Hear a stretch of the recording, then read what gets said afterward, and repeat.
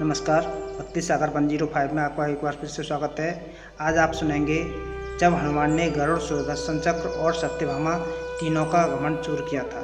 आपको वीडियो पसंद आए तो प्लीज़ चैनल को सब्सक्राइब, वीडियो को लाइक, शेयर और कमेंट जरूर करें। संसार में किसी का कुछ नहीं, खामखा अपना समझना मूर्खता है, क्योंकि अपना होता हुआ भी कुछ भी अपना नहीं होता। इसलिए हैरानी होती है, घमंड क्यों, किस लिए, किसका। कुछ रुपए दान करने वाला यदि कहे कि उसने ऐसा किया है तो उससे बड़ा मूर्ख कोई नहीं। और ऐसे भी हैं जो हर महीने लाखों का दान करते हैं, लेकिन उसका जिक्र तक नहीं करते, न करने देते हैं। वास्तव में ज़रूरतमंद और पीड़ित की सहायता ही दान है, पुण्य है। ऐसे व्यक्ति पर सरस्वती की सदा कृपा होती है। पर क्या किया जाए, देवताओं तक को अभिमान हो जाता है और उनको अभिमान को दूर करने के लिए परमात्मा को ही कोई उपाय करना पड़ता है। गरुड़, सुदर्शन चक्र तथा सत्यभामा को भी अभिमान हो गया था और भगवान श्री कृष्ण ने उनके अभिमान को दूर करने के लिए श्री हनुमान जी की सहायता ली थी। श्री कृष्ण ने अपनी पत्नी सत्यभामा को स्वर्ग से पारिजात लाकर दिया था और वह इसलिए अपने आप को श्री कृष्ण की अत्यंत प्रिया और अति सुंदरी मानने लगी थी। सुदर्शन चक्र को यह अभिमान हो गया था कि उसने इंद्र के वज्र को निष्क्रिय किया था। वह लोकालोक से अंधकार को दूर कर सकता है। भगवान श्री कृष्ण अंततः उसकी ही सहायता लेते हैं। गरुड़ भगवान श्री कृष्ण का वाहन था। वह समझता था भगवान मेरे बिना कहीं जा ही नहीं सकते, इसलिए कि मेरी गति का कोई मुकाबला नहीं कर सकता। भगवान अपने भक्तों का सदा कल्याण करते हैं, इसलिए उन्होंने हनुमान जी का स्मरण किया। तत्काल हनुमान जी द्वारका आ गए। जान गए कि श्री कृष्ण ने क्यों बुलाया है। श्री कृष्ण और श्री राम दोनों एक ही हैं, वह यही भी जानते थे।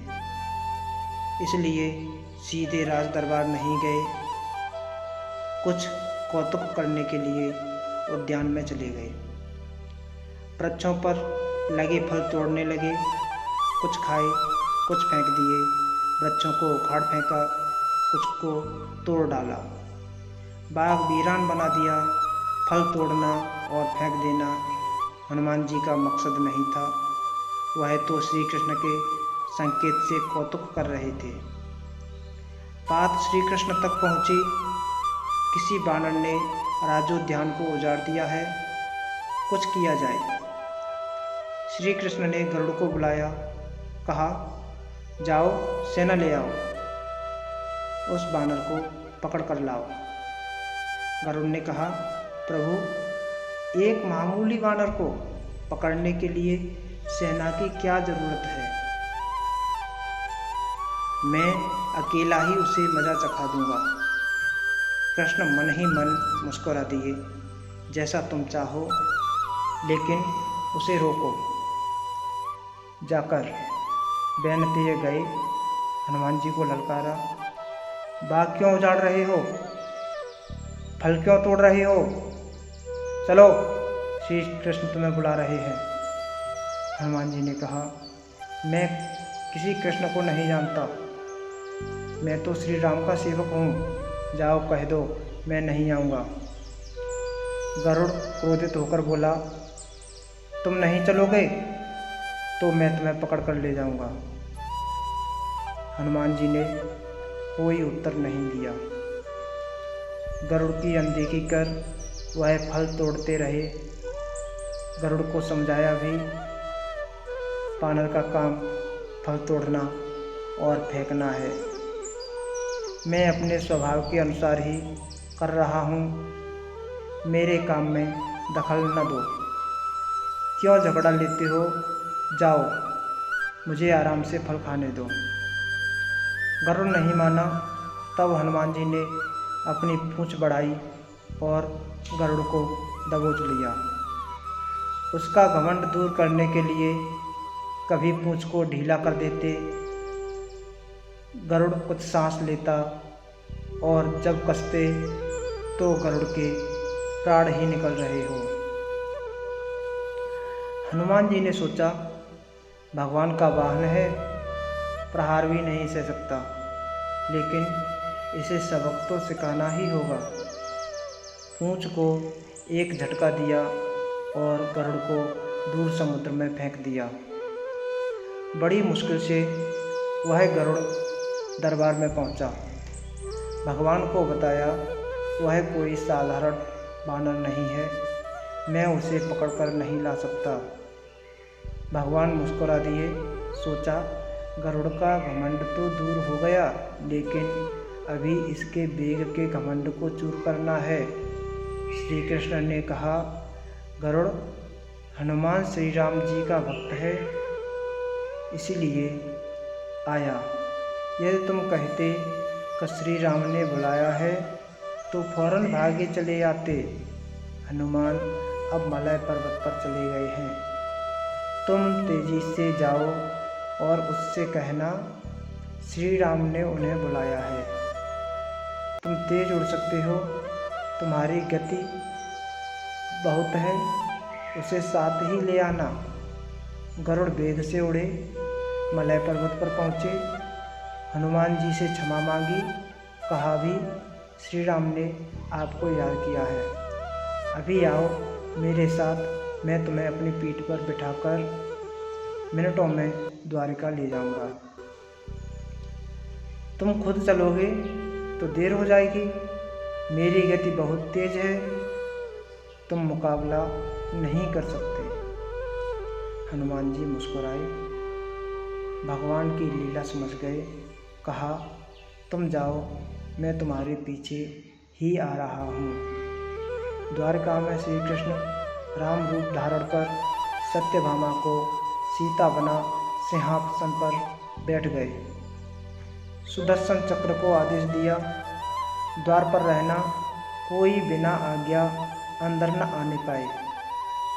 श्री कृष्ण समझते थे कि श्री राम का संदेश सुनकर तो हनुमान जी एक पल भी रुक नहीं सकते, अभी आते ही होंगे। गरुड़ को तो हनुमान जी ने विदा कर दिया और स्वयं उससे भी तीव्र गति से उड़कर गरुड़ से पहले ही द्वारका पहुंच गए। दरबार के द्वार पर सुदर्शन ने उन्हें रोककर कहा, बिना आज्ञा अंदर जाने की मनाही है। जब श्री राम बुला रहे हों तो हनुमान जी विलंब सहन नहीं कर सकते। सुदर्शन को पकड़ा और मुंह में दबा लिया। अंदर गए। सिंहासन पर श्री राम और सीता जी बैठे थे। हनुमान जी समझ गए। श्री राम को प्रणाम किया और कहा, प्रभु आने में देर तो नहीं हुई? साथ ही कहा, प्रभु माँ कहाँ है? आपके पास आज यह कौन दासी बैठी है? सत्यभामा ने सुना तो लज्जित हुई, क्योंकि वह समझती थी कि कृष्ण द्वारा पारिजात लाकर दिए जाने से वह सबसे सुंदर स्त्री बन गई है। सत्यभामा का घमंड चूर हो गया। उसी समय गरुड़ तेज गति से उड़ने के कारण हाँफते हुए दरबार में पहुंचा। सांस फूल रही थी, थके हुए से लग रहे थे और हनुमान जी को दरबार में देखकर वह चकित हो गए। मेरी गति से भी तेज गति से हनुमान जी दरबार में पहुंच गए। लज्जा से पानी पानी हो गए। गरुड़ के बल का और तेज गति से उड़ने का घमंड चूर हो गया। श्री राम ने पूछा, हनुमान तुम अंदर कैसे आ गए? किसी ने रोका नहीं? रोका था भगवान सुदर्शन ने।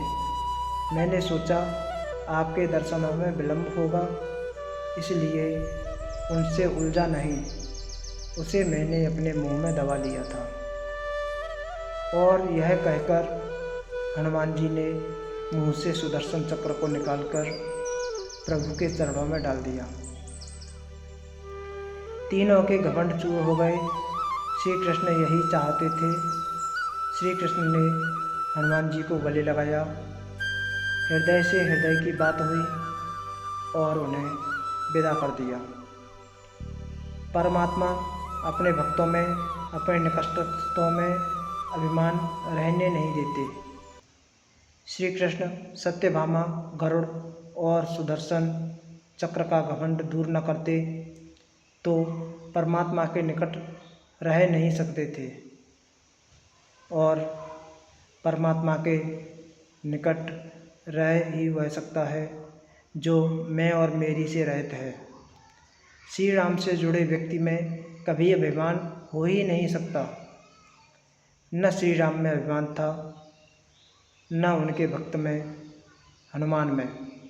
न श्री राम ने कहा कि मैंने किया है और न हनुमान जी ने ही कहा कि मैंने किया है।